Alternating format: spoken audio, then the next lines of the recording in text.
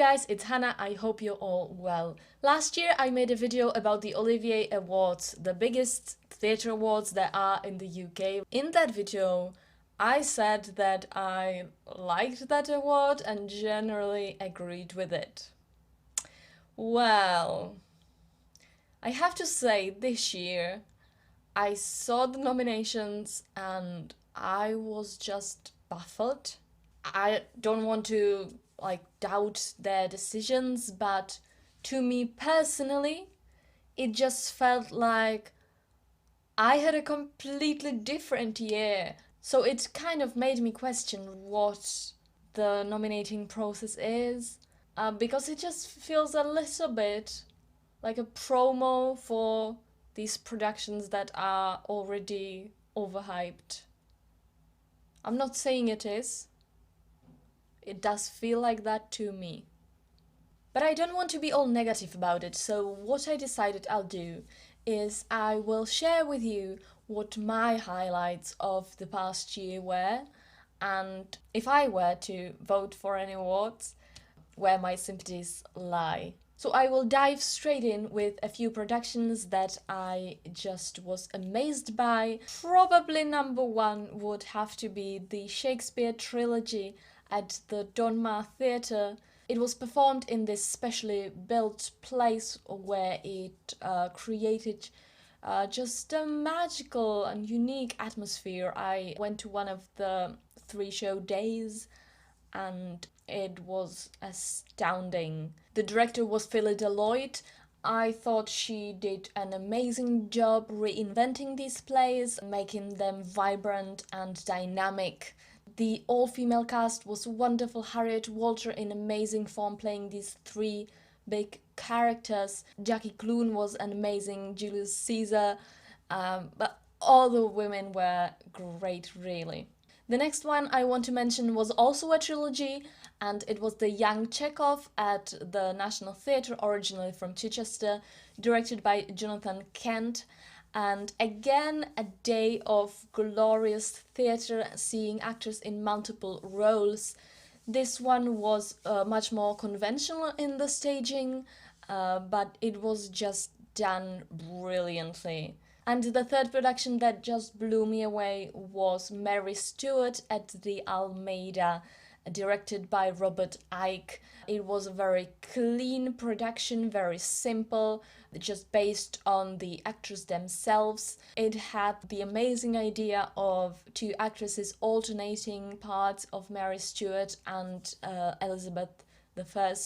Both actresses, Leah Williams and Juliet Stevenson, were wonderful, and I've only seen it once, but I hear that the other version worked equally well, which I just can't believe. So these are the three productions that I would definitely nominate. I mean, I'm not sure if they were eligible, maybe not. If they were, I would totally nominate them for either Best Revivals or Best Direction, which, by the way, can anyone explain to me, please, what the hell is the difference between Best Revival and Best Director? Because I think that's the same thing. If the Best Revival is awarded to a production rather than a text, then it was all the director's responsibility. So honestly, confusing. A new play that stood out to me was Boy by Leo Butler at the Almeida Theatre. It was staged in a very creative way, which really brought the play to life. So it's hard to sort of judge how much of it is thanks to the text itself. Seeing the show was an incredibly stimulating experience. It was about social injustices in contemporary London, and it was very, very raw and real, while having this quite poetic streak as well, created mainly by the staging and the movement of the set. In terms of acting, I would like to highlight a few people that I thought were just flawless in their parts, pretty much. I already mentioned Harriet Walter in the Shakespeare trilogy, Also Leah Williams and Juliet Stevenson as Mary Stuart and Elizabeth I.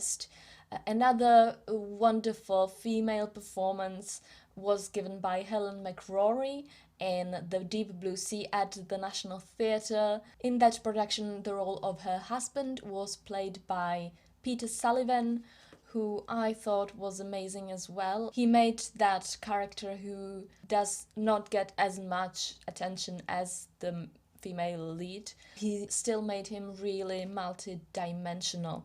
And two actors really stood out to me in a wonderful production of Blue Orange at the Young Vic. It was a wonderful, funny, clever production, and I just adored David Haig's performance, who played the part that was originally written for Bill Nye. And there was also an incredibly talented young gentleman called Daniel Kaluuya. Hope I'm not butchering that too much. A couple of productions really stood out to me in terms of stage design. Both of these are at the National Theatre, and it was the Red Barn, designed by Bunny Christie, and the Threepenny Opera, designed by Vicky Mortimer. The best musical production for me, and this certainly wasn't eligible because it was at the Menier Chocolate Factory, was a revival of Stephen Sondheim's Into the Woods. That was an American production of a company called Fiasco Theatre, and it was definitely one of the best musicals I've ever seen in my life. So yeah, these are all my honorable mentions. I'm still curious who will win the actual awards, but for me, these are the winners in my heart. Please let me know if you have anything that blew you away last year.